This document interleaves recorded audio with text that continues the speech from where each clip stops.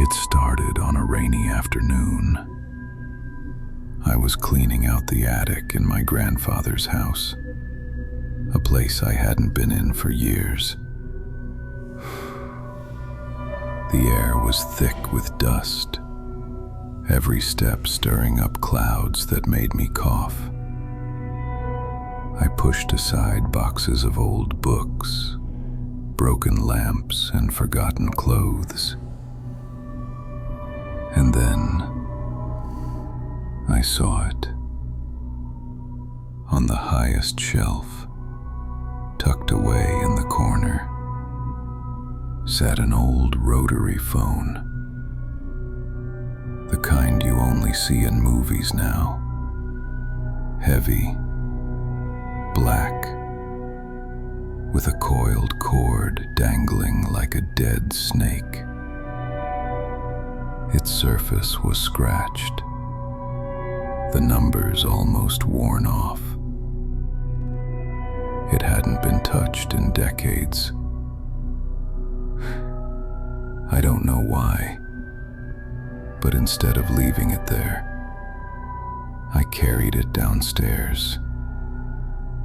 Maybe it was curiosity, maybe nostalgia.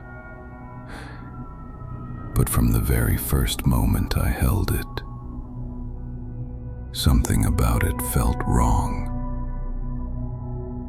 That night, I left the phone on a small table in the hallway. It was silent, lifeless. No wires, no connection to anything. Just a relic.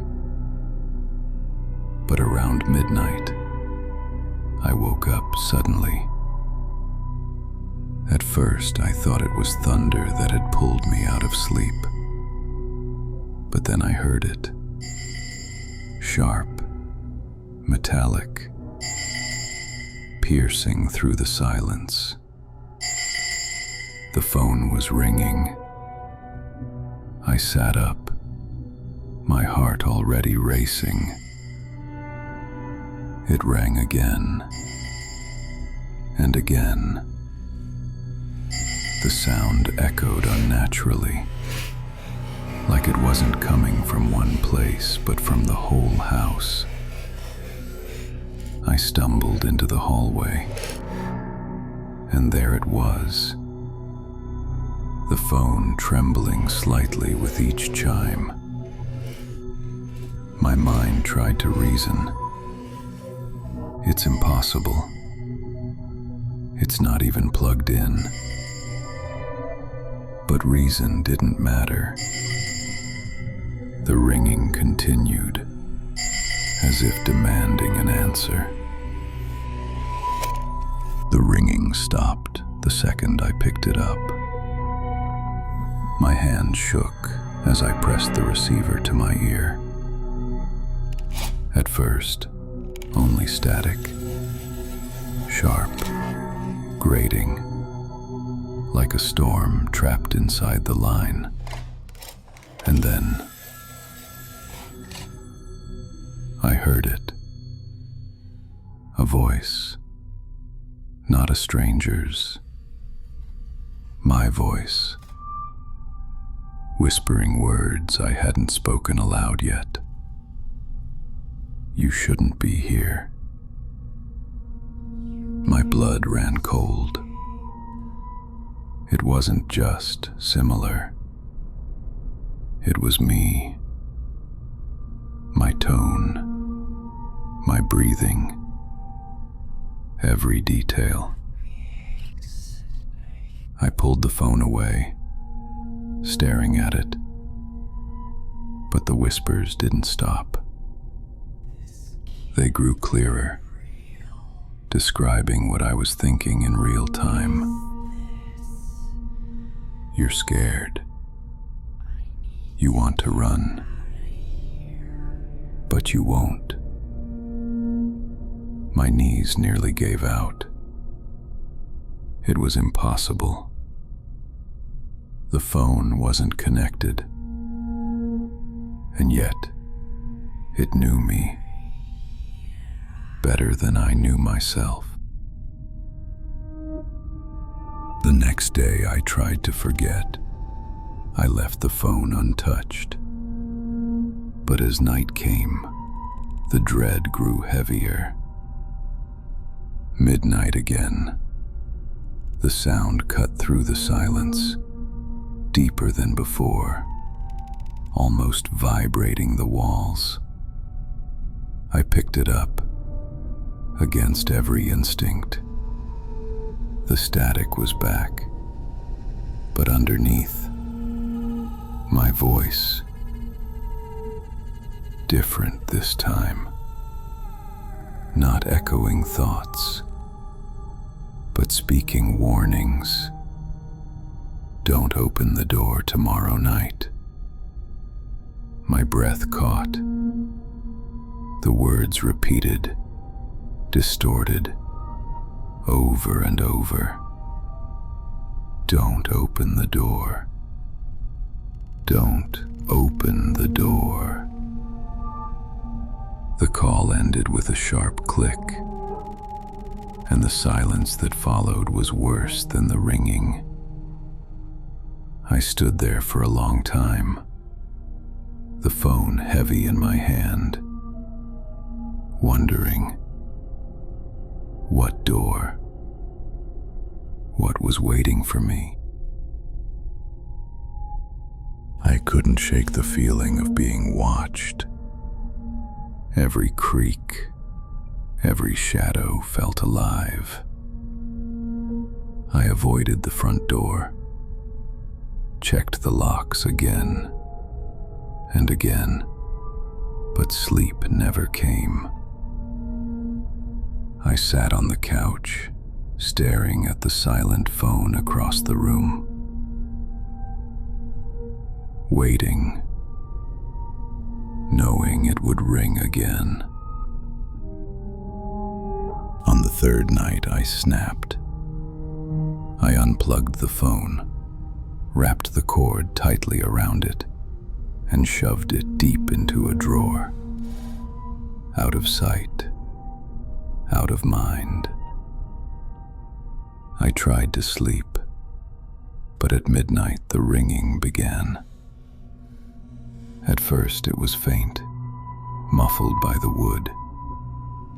Then it grew sharper, clearer, vibrating through the drawer like a trapped heartbeat.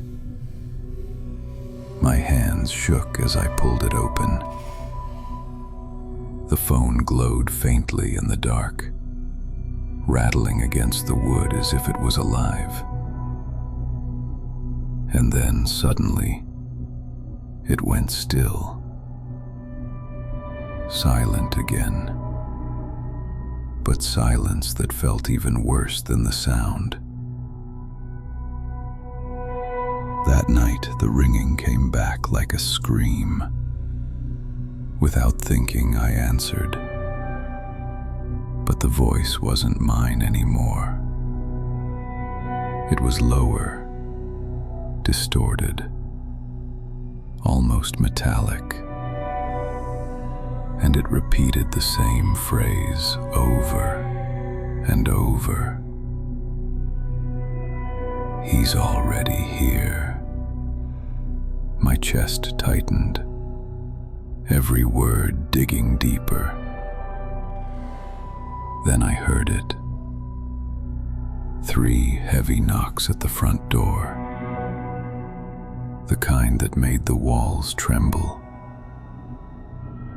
I froze, clutching the receiver with white knuckles. The voice grew louder, overlapping with the knocking, until it felt like both were inside my skull. I couldn't breathe. I couldn't move. I forced myself to turn toward the window. That's when I saw it. A figure stood just outside, tall and still, its outline unmistakably human, but its face blurred, flickering like static. My stomach dropped. The phone hissed in my ear. "Don't look. Don't look." But I couldn't stop myself. My eyes locked onto the figure as its shifting face pressed closer to the glass. And then, in a single blink, it was gone. Only the night remained. The glass reflected my pale face back at me. But I knew I wasn't alone anymore. I reached for the phone again, desperate for answers. My own voice screamed back through the static.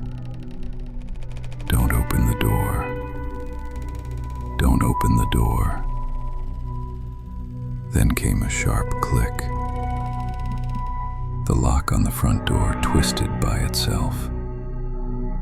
The handle moved slowly, creaking, though no one touched it. I staggered backward as the door cracked open an inch. Pale, icy light seeped into the room like fog, painting the walls blue. My chest heaved, every instinct telling me to run. But something stronger pulled me closer. The last thing I heard before the static swallowed everything was my own voice whispering, "Welcome home."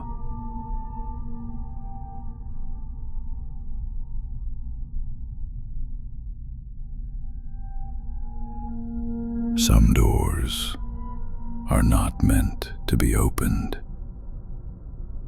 yet curiosity always wins. Would you have answered that call? Tell me in the comments, and don't forget to subscribe for more dark stories.